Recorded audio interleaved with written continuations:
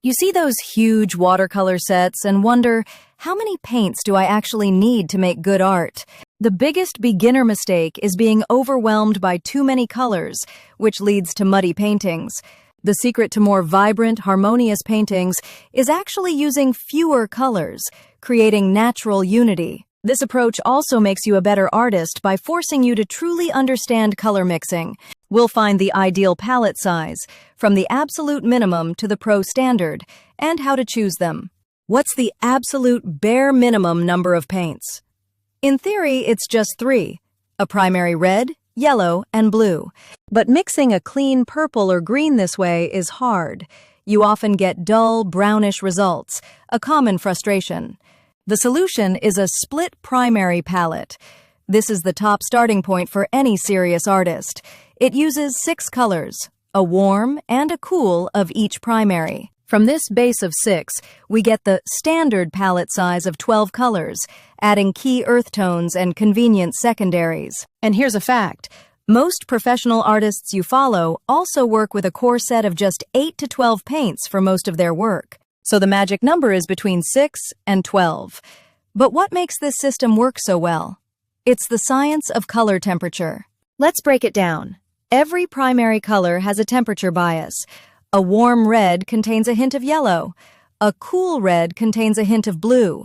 To get a clean, vibrant purple, you mix 2 colors already close to it on the wheel, your cool red and your cool blue. No contaminating yellow to make it brown. If you mix a warm red, which has yellow in it, with a cool blue, you're mixing red, yellow, and blue. That combination creates mud. This principle of purity goes deeper. The cleanest mixes always come from paints made with a single coloring agent, a single pigment. Many student-grade colors like sap green are pre-mixed from 2 or more pigments. Trying to mix these creates a muddy, unpredictable result. A limited palette of single-pigment, split primary colors is the goal. So how can you tell which paints meet this standard when you're buying them? First, understand this isn't some new theory. Masters like John Singer Sargent and Winslow Homer were famous for their small, carefully chosen palettes. Modern urban sketchers and traveling artists do the same. They rely on compact 12-color sets for maximum efficiency and color harmony. We see professionals creating stunning work with few colors, while many beginners with 48-pan sets feel paralyzed by choice and create mud. You've seen the proof, and you know the theory. Now it's time to get practical and build your perfect palette. The information you need is on the paint tube itself. Focus on choosing a balanced color palette before worrying about technical details like pigment codes. Student-grade watercolor sets are designed with beginners in mind, offering an approachable way to learn color mixing before investing in more specialized paints. So the first rule for building your palette is, buy fewer but better paints. 6 quality tubes will serve you better than 48. How you arrange your colors matters too. Put them in rainbow order, but group your warm and cool primaries together for intuitive mixing. And you don't need to fill every well in your palette. Leaving empty space is good for mixing areas and adding a new color later. So the rules are simple. Aim for 6 to 12 colors, pick single pigment pro paints, and arrange them logically.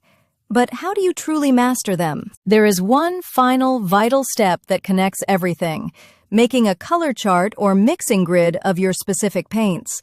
Remember I said a limited palette improves harmony and forces you to master mixing? This chart is how it happens. It turns theory into instinct. This is the moment of real progress.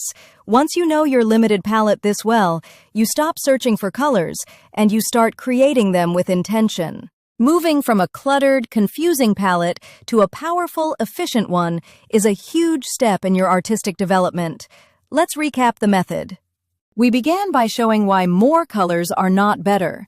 Too many options lead to decision fatigue and dull, muddy mixes. The ideal setup is a 6 to 12 color split primary palette built with high-quality single-pigment paints to guarantee clean, vibrant results. By deeply learning your chosen few colors with practice and swatch charts, you gain far more control and create more harmonious art. So stop collecting colors and start collecting knowledge.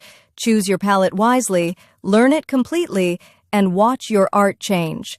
Now, go build it.